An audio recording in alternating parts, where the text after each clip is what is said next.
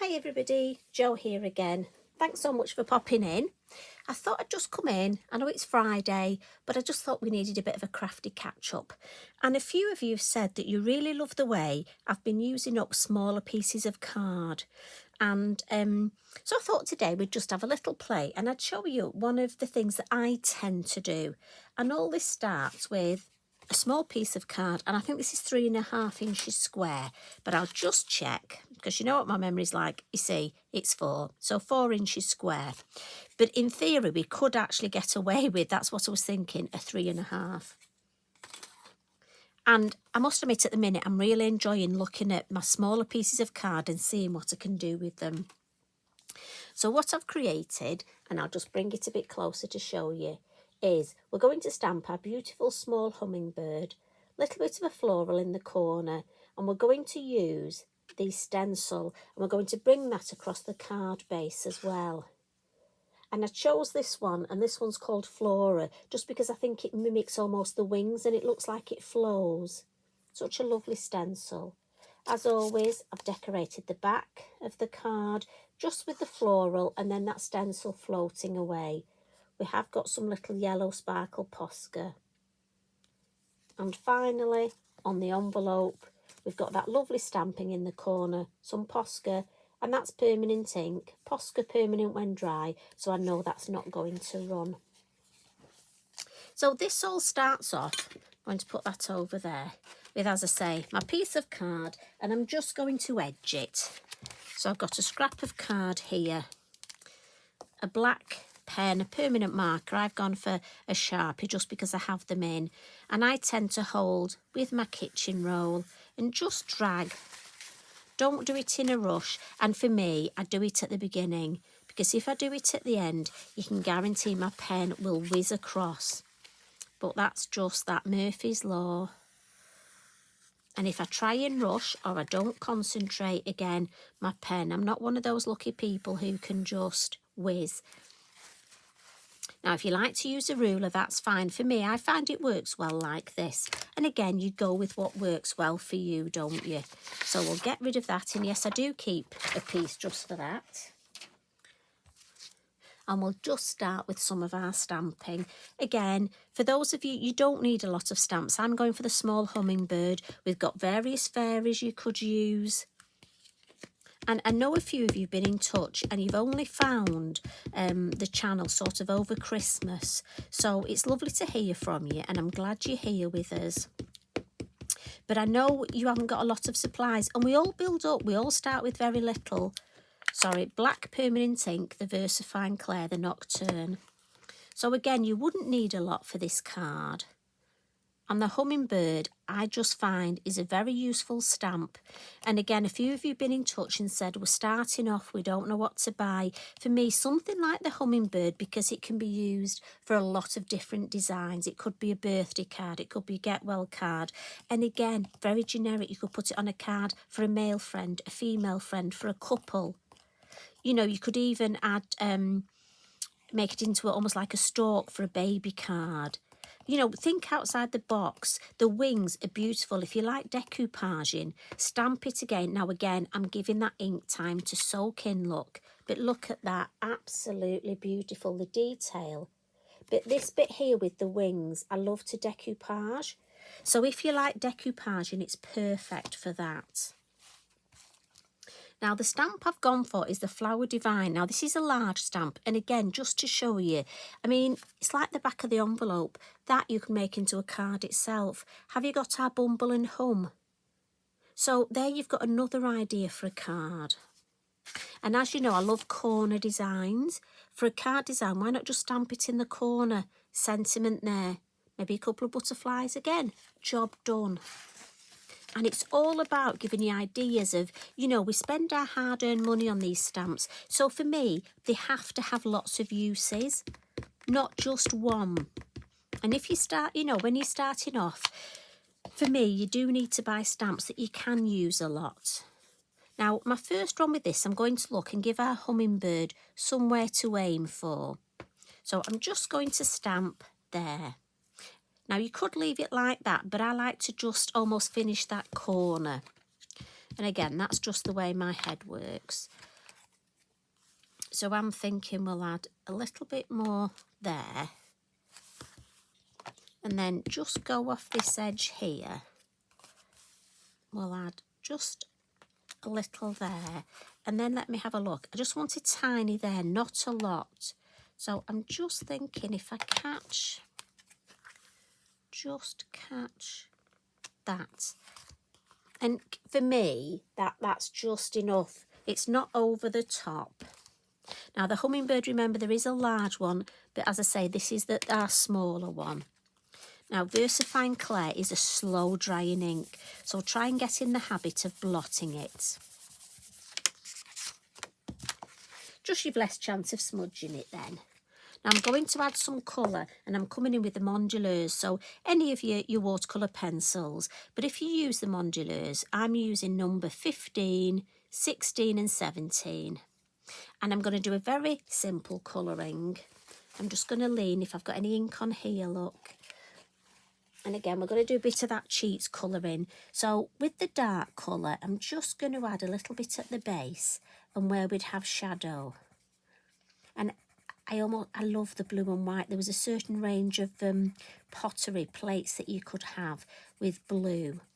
And there is a certain range of ceramics, again, tiles. And I do think there's something lovely about just blue and white. So I've put my dark blue. And then I'm just going to come a little bit further with my next blue.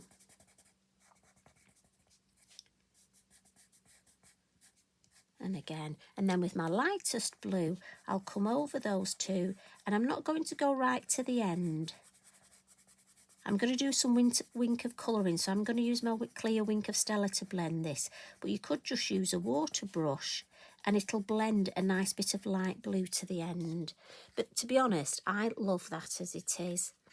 But we'll add a little bit on the flowers, same sort of thing, so down the middle and at the base where it's darker, look. And then mid-colour, and it's so quick and effective, this. I mean, if you're not feeling well or Mr. Mojo's gone, and I know he's gone for a few, if he's gone on holiday, you need to get him back. You know, wouldn't it be nice to stamp a few of these? Maybe use a different fairy, maybe use different florals, but stamp a few up and then spend a lovely afternoon just doing the colouring. And you could make yourself a brew, cheeky snack, and then just spend your time colouring. Now I'm going to leave that as it is for the minute, because we'll add our stencil work and then we'll bring in the wink of Stella. And the reason I'm doing that, if I put my wink of Stella now, I don't want to smudge it when I add the stencil. So what I'm going to do is I'm going to turn it round, because I want my stencil sort of flowing that way. And when I put it on, I want to bear in mind I need some stencil on my card blank, top and bottom. So if I sort of did it like this, I'd run out of room here, wouldn't I? So if I sort of pop it in the middle, sort of, if I do that, then I've got some room to add on my card. And I'm going to come in with my Mermaid. And again, my larger stencil brush. And I'm just going to use my hand, and I'm going to start at the top. And I don't mind if I go over the flowers, because I'm using those blue tones. And then I'm just going to move my hand to here. Now you can tape it down if you want. I sort of just like to hold it. And then as I've got less ink, I'm going round my Hummingbird, and then I'm almost going to do a flick. I'll tell you why, I don't want to rub here in case I get under the stencil. And if you use a flick in the same direction, you'll find it gives you a lovely flow. And we can lift this up, look. Yeah, just want to go over this bit here, just to blend it a wee bit darker.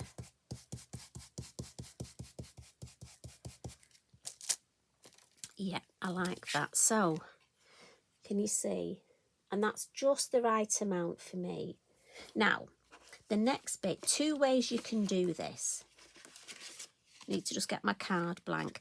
I'm just going to put mine and hold it.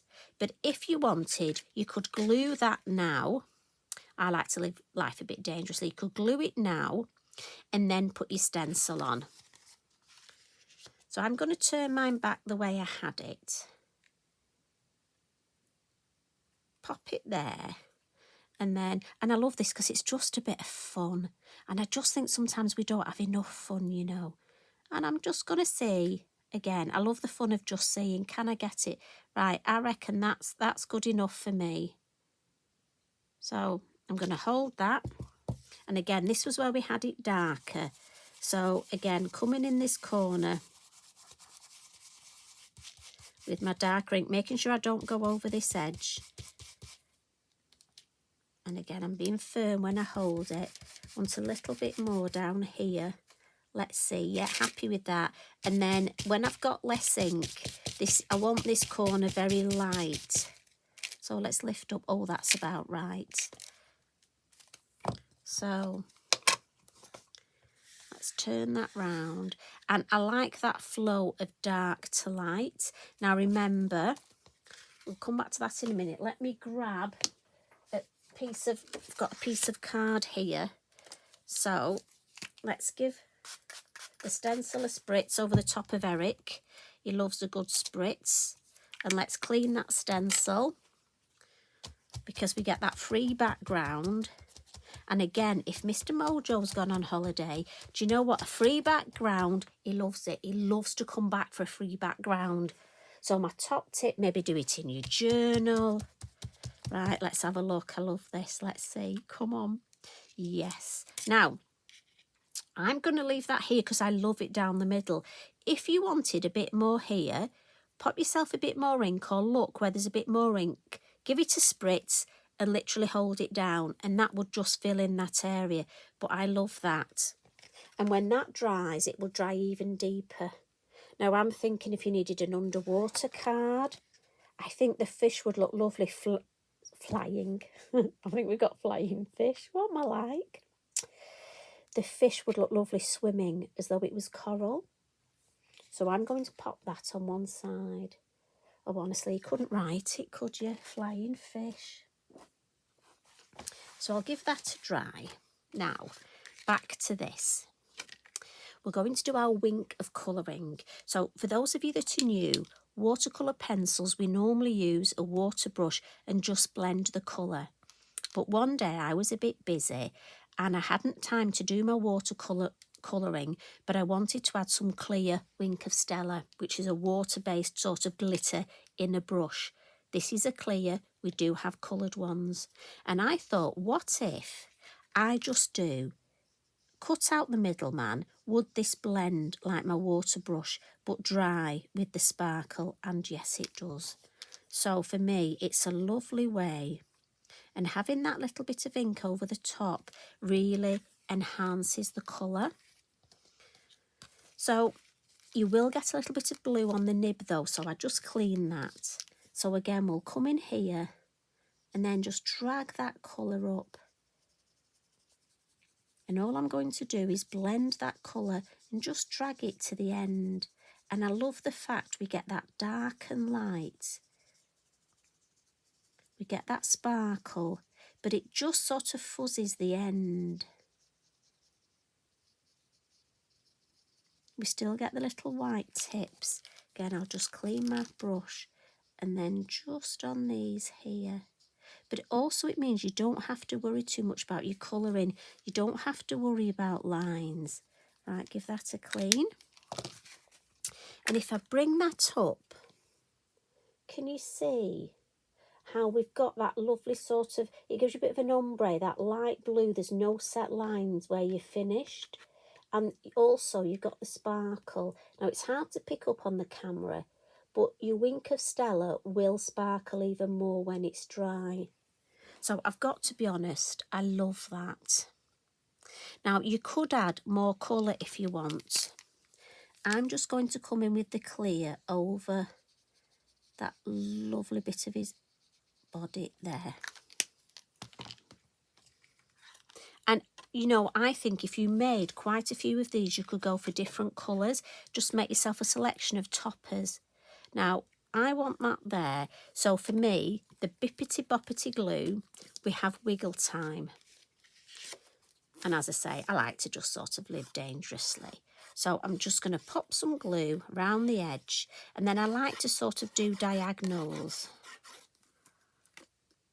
Pop the lid on. Always have to remember, pop the lid on. And then let's see. We need it right way up. And the good edge is this darker edge, look, where the ink's darker. And then I've got a little bit of wiggle time, look. I think we just need, that's nice there, that's nice, that's nice, that's, yeah, we're going to go for that. So if I bring that up, can you see? I think we've got that there, and I think we follow this here nicely, look. So last little thing for me, you could put white splatters on, you could also put blue, but I like the yellow. For me, there's just something smiling, happy about yellow, and it just looks magical. Now, if you don't like splatters, leave them off. They are funny. Some people like them, some people don't. So I'm just directing, I'm holding my pen quite close, and if it stops, give it a good shake. Also, give it a pump on your mat. These pens work off a pump action. There we go. So it starts splattering again. And I'm just directing it sort of around the hummingbird. I don't really want any on him. What I do want to do is just wipe that up where I've put my... But if it doesn't work, like mine stopped, they do stop. It's acrylic paint inside, that's why you've got a ball bearing. Give it a good shake, and as I say, pump action, pump it on your mat a couple of times, and hey presto, it will start and work like mine, look. And you get those lovely splatters, and we've managed to avoid our lovely, lovely hummingbird.